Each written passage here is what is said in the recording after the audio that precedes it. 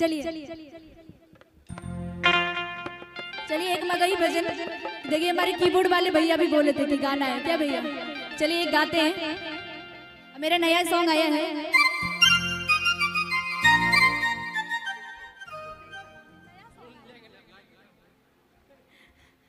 कहेंगे एक बड़ी प्यारी भजन है।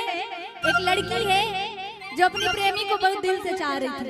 एक बार गई बाबा धाम अपना जल चढ़ाने के लिए, जल चढ़ाई तो बाबा चलो मान गए कि अब लगता है कि दोनों की सेटिंग करा देनी चाहिए। तो मैं वो कितनी खुश है, उसके घर में उसकी मम्मी पापा मान गए। तो देखिए क्या गा रही है कि मैया मान गए सदिया करेला तोहरे से,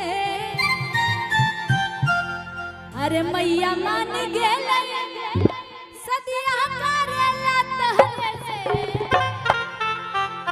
कि सुनला भरवा नया खबरवा, अरे मान गए बाबा भंगिए से। कैसे कह रही है कि सुनला भरवा नया खबरवा, मान गए बाबा भंगिए से, सुनला भरवा नया खबरवा, मान गए बाबा भंगिए से। मैया मान गए सदिया करेला तोहरे से, मैया मान गए सदिया करेला तोहरे से। हमको थोड़ा थोड़ा डांस भी आता है, हाँ तो लेकिन आप लोग ताली बजाइए पहले ऐसे एक साथ कि सुनला भरवा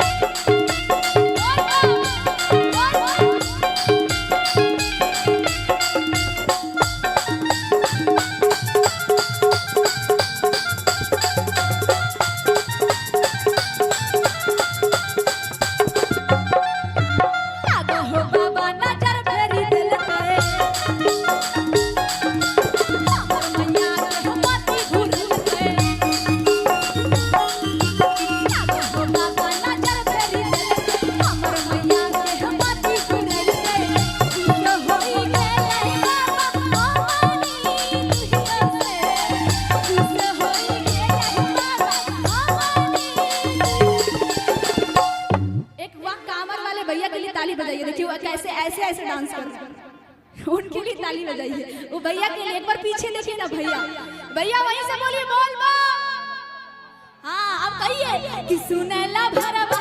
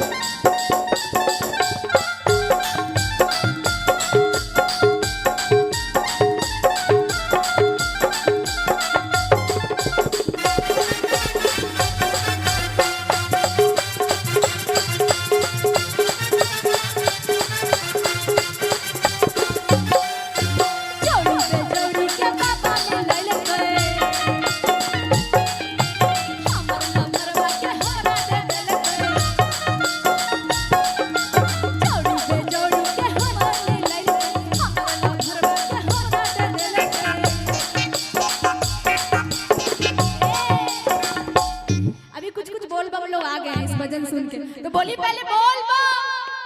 हाँ अभी बैठना नहीं है आप लोग को, ठीक है? वहीं पे अपना टीम बनाइए, टीम बनाइए और थोड़ा सा झूमिए और कह रहे हैं क्या बाबा से कि जोड़ी बेजोड़ी के बाबा मिलल के, अरे हमर लभरवा के हमरा दे देल के। बम जी आप लोग की शादी हो गई?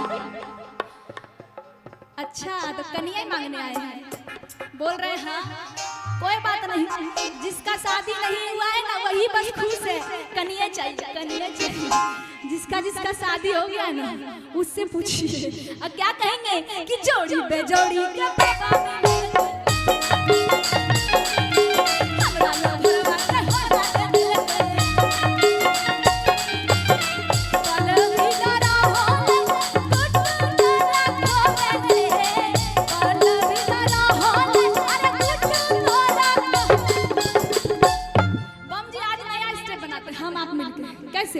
कि सुनेला भरवा नया खबर बन गेले बाबा, बन गेले बाबा भंगिए से सदिया कहले मैया मान गेले सदिया कहले। जरा बम बम भैया पे झूम कीजिए, गजब डांस आता है। एक बार कि सुनेला भरवा नया खबरवा बन गेले बाबा, सुनेला भरवा नया खबरवा बन गेले बाबा भंगिए से, सुनेला भरवा नया खबरवा बन गेले बाबा भंगिए से, सुनेला भरवा नया खबरवा बन गेले बाबा भंगिए से, सुनेला भरवा नया खबरवा बन गेले बाबा भंगिए